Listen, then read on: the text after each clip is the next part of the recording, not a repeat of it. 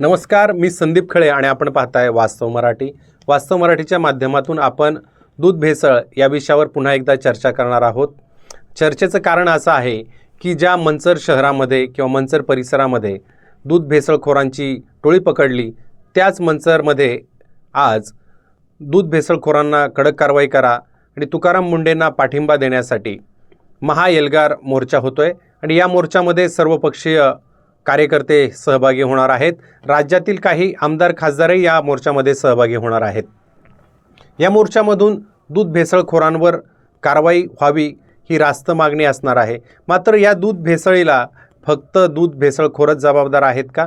तर त्या दूध भेसळखोरीला राजकीय आशीर्वाद होता किंवा या दूध भेसळीमध्ये काही अधिकारी कर्मचारी सहभागी आहेत का? आणि दूध भेसळखोर जे आहेत त्यांना पाठीशी घालण्याची काही लोकांची भूमिका आहे का?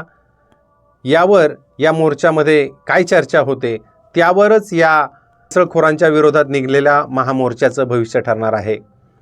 गेले अनेक दिवस दूध भेसळ प्रकरण राज्यात गाजतंय.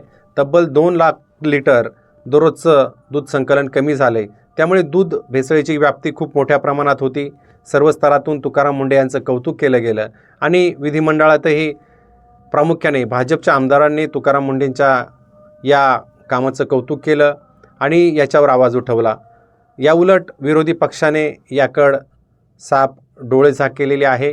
विरोधी पक्षातील जितेंद्र आव्हाड वगळता इतर कोणत्याही आमदाराने विधिमंडळात भूमिका मांडलेली नाही आहे. या अन्न व औषध प्रशासन विभागाचे मंत्री नरहरी झिरवळ हे राष्ट्रवादी काँग्रेसचे आहेत, तर राज्यमंत्री योगेश कदम हे शिंदेंच्या शिवसेनेचे मंत्री आहेत. या 2 पक्षाकडे ही खाती असल्यामुळे त्यांचे आमदार बोलले नाहीत का? किंवा या पक्षातील आमदारांना आपली भूमिका मांडणं योग्य वाटलं नाही किंवा वरिष्ठ नेत्यांचे त्यांना यावर बोलण्यावर आदेश नव्हते? तर विरोधक याबाबत का गप्प होते? प्रामुख्याने विजय वडेट्टीवार असतील, जयंत पाटील असतील, रोहित पवार असतील, भास्करराव जाधव असतील, ही विरोधी पक्षाची मंडळी या दूध भेसळीवर का बोलली नाही? विधान परिषदेमध्ये अनिल परब यावर का बोलले नाही?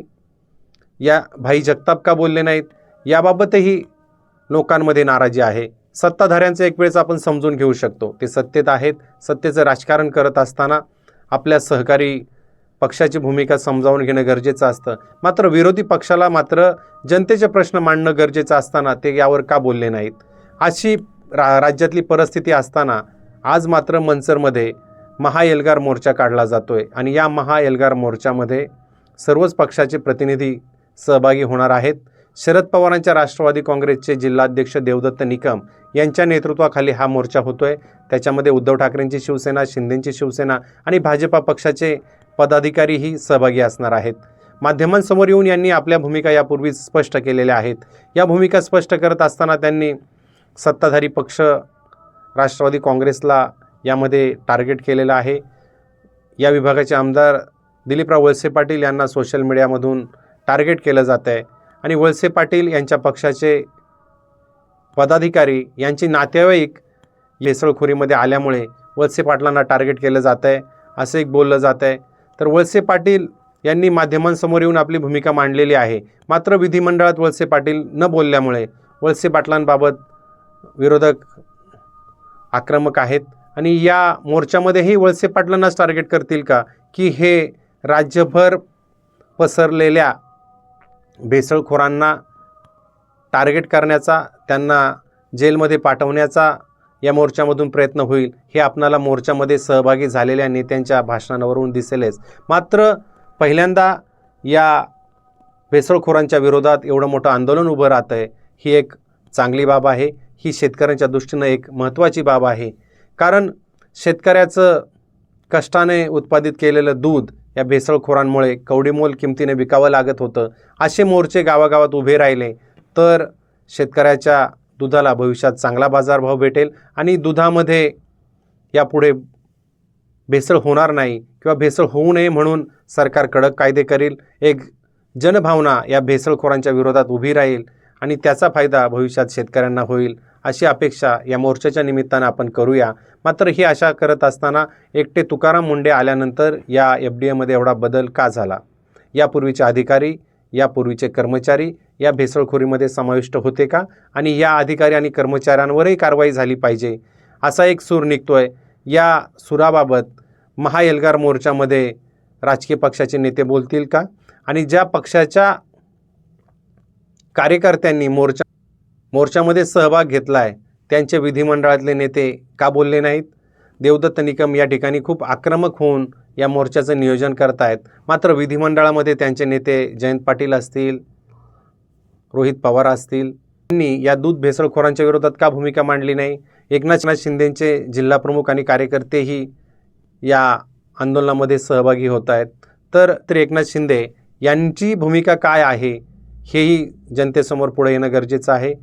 तर उद्धव ठाकरेंच्या शिवसेनेची ताकद आंबेगावमध्ये चांगली आहे. त्या उद्धव ठाकरेंच्या शिवसेनेचे कार्यकर्तेही आज मोर्चामध्ये सहभागी होत आहेत. मात्र विधिमंडळामध्ये भास्करराव जाधव असतील, आदित्य ठाकरे असतील, अंबादास दानवे असतील, अनिल परब असतील, यांनी या दूध भेसळखोरांवर का भूमिका मांडली नाही? तर रोज माध्यमांना सामोरे जाणारे संजय राऊत या दूध भेसळीवर का गप्प आहेत? असाही एक सूर किंवा असाही एक प्रश्न लोकांमधून विचारला जातोय. त्यामुळे विधिमंडळात नेते गप्प, मात्र मैदानात मोर्चामध्ये कार्यकर्ते अग्रेसिव्ह झालेले आहे. त्यामुळे दूध भेसळीचं आंदोलन नेमकं कोणत्या दिशेला जाणार? एक नागरिक म्हणून माझी दूध भेसळ रोखण्यासाठी जबाबदारी काय असणार आहे हे निश्चित करून घेणं गरजेचं आहे. आपण जे दूध आणतो त्या दुधाची खात्री करून घेणं गरजेचं आहे. एखाद्या ब्रँडचं दूध आपल्याला खराब वाटलं तर त्याची तक्रार करणं गरजेचं आहे. तर गावागावात दूध संकलन होणाऱ्या केंद्रांवर ग्रामपंचायतीने लक्ष ठेवणं गरजेचं आहे. शेतकरी या दूध संकलन केंद्राला किती दूध घालतात आणि या दूध संकलन केंद्रातील मालक पुढे किती दूध विकतो याची नोंद ग्रामपंचायतीने ठेवणं आता गरजेचं आहे, आणि आपण नागरिक म्हणून याच्यावर लक्ष ठेवणं गरजेचं आहे. आज मोर्चामध्ये राजकारण तर होईलच, दूध भेसळखोरांवर कारवाई करा असा सूर तर निघेलच, मात्र राजकारणही होईल. मात्र हे राजकारण पॉझिटिव्ह असावं, दूध भेसळखोरांविरुद्धचं असावं, आणि कोणीही दूध भेसळखोरांना पाठीशी घालणार नाही असं असावं, अशी अपेक्षा व्यक्त करू आणि इथेच थांबू.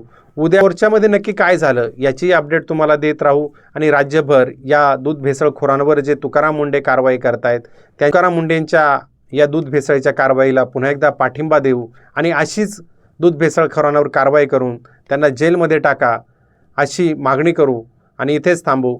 उद्या भेटू पुन्हा एकदा नवीन भागात. आपण पाहत राहा वास्तव मराठी. आमचा हा व्हिडिओ कसा वाटला ते कमेंट्स करून नक्की कळवा, आणि आमचा चॅनल सबस्क्राईब करायला विसरू नका. फेसबुकला आमचे पेज लाईक करा आणि आमचा युट्यूब चॅनल सबस्क्राईब करा. वास्तव मराठी.